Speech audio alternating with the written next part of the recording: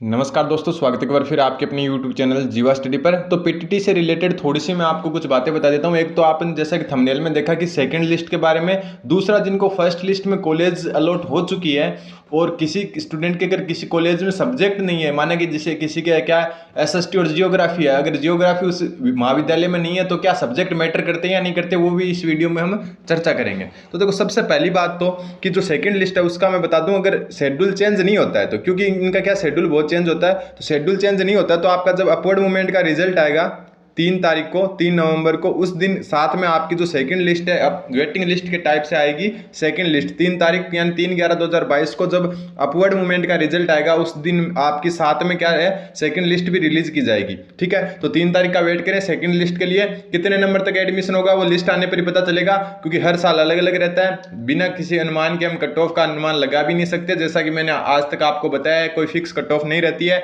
किसी को कम नंबर वाले को फर्स्ट लिस्ट में मिल जाती है और ज्यादा नंबर वाले को सेकंड लिस्ट में भी नहीं मिल पाती है।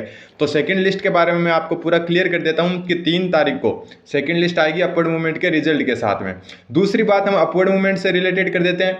जिसने भी अपवर्ड मूवमेंट करवाया है उसको मैं बता दूं कि अगर आपकी कॉलेज चेंज होती है या नहीं होती है अभी क्या है 100% श्योर नहीं होते हैं। ठीक है, आपकी क्या है चेंज हो भी सकती है कॉलेज और चेंज नहीं भी हो, ऐसा भी हो सकता है। यानी कि अपवर्ड मूवमेंट का मतलब ऐसा बिल्कुल नहीं है कि आपकी कॉलेज चेंज ही होगी। चेंज होने और नहीं होने दोनों के ऑप्शन रहते हैं। अगर आपकी कॉलेज चेंज होती है तो आपको जो नई कॉलेज मिलती है उसी में जाना पड़ेगा आपको। ठीक है, अगर कॉलेज चेंज नहीं होती है तो पुरानी वाली ही आपकी रह जाएगी। तो ये भी थोड़ा सा ध्यान रखना कि चेंज हो गई तो फिर आपके पास ऐसा कोई ऑप्शन नहीं बचेगा कि जिससे आप वापस उसी कॉलेज में चले जाओ। अगर चेंज होती है तो फिर जो दूसरी कॉलेज मिलती है नई वाली उसमें ही आपको जाना पड़ेगा। अगर चेंज नहीं होती है तो आप पुरानी कॉलेज में ही रहोगे। ठीक है, दूसरी बात आप बात करते हैं सब्जेक्ट की। जैसे बहुत सारी कॉलेज ऐसी है जहां पर सब्जेक्ट में क्या है, मान लो कि आपके 2 सब्जेक्ट हैं। ठीक है, जैसे एक बार बता देता हूं पूरा।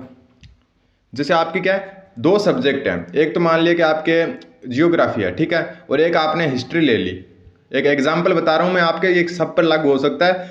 ठीक है, अब देखो जियोग्राफी जो है वो मान लो कि आपकी कॉलेज की जो सब्जेक्ट लिस्ट है उसमें दिखाई नहीं रखी, सिर्फ हिस्ट्री दिखा रखी है, तो आप तो क्या कंफ्यूजन में पड़ जाओगे कि यार अपना जियोग्राफी सब्जेक्ट तो इस कॉलेज में है ही नहीं। तो मैं इसके लिए एक बात बता देना चाहता हूँ। सबसे पहली बात तो ये है कि बीएड के सब्जेक्ट आपके मैटर नहीं करते हैं। चाहे आप जियोग्राफी की जगह एसएसटी लेकर बीएड करो, चाहे कैसे भी करो, आप जैसे आगे जाओगे सेकंड ग्रेड वगैरह में या फिर फर्स्ट ग्रेड के जैसे एग्जाम दोगे उनमें आपके जो बीए एमए इनके सब्जेक्ट देखे जाते हैं। इनके सब्जेक्ट के बेस पर ही आप टीचिंग एग्जाम दे पाते हो, ना कि बीएड के सब्जेक्ट के बेस पर। ठीक है, दूसरी बात मैं आपको ये बता दूं कि सब्जेक्ट अगर आपके पास अगर नहीं है, माना कि उस कॉलेज में हिस्ट्री तो है लेकिन जियोग्राफी नहीं है, तो आप क्या जियोग्राफी भी उसी कॉलेज से पढ़ सकते हो। क्यों?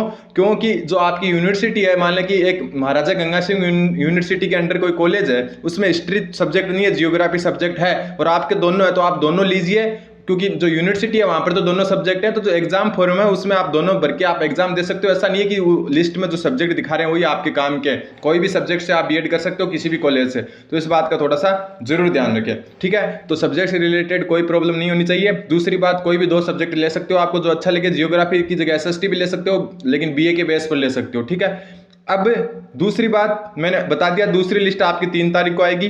3 तारीख से अगर शेड्यूल चेंज नहीं होता तो उससे पहले नहीं आएगी, और अपवर्ड मूवमेंट के साथ में ही आएगी। और अपवर्ड मूवमेंट में कॉलेज चेंज होना या नहीं होना दोनों चीजें हो सकती है। चेंज होती है तो नई कॉलेज में जाना पड़ेगा, चेंज नहीं होती है तो पुरानी वाली में ही आपको रहना पड़ेगा। और जल्दी से क्या आपकी जो शेड्यूल वगैरह क्या है, जो क्लासें वगैरह स्टार्ट हो जाएगी लगभग दिसंबर के अंदर आपकी स्टार्टिंग से, या फिर जो फर्स्ट लिस्ट वाले हैं उनकी तो नवंबर के लास्ट में भी क्लासेज स्टार्ट हो जाएगी। तो जीवा स्टडी को सब्सक्राइब कर दें, क्योंकि आपके सिर्फ एडमिशन में नहीं, आगे भी काउंसलिंग इंटर्नशिप वगैरह, डायरी वगैरह में सब में जीवा स्टडी काम आता है। सारे के सारे जो सब्सक्राइबर है वो क्या है बीएड वाले हैं, तो एक बार आप भी सब्सक्राइब जरूर कर दें। सब्सक्राइब करें। धन्यवाद।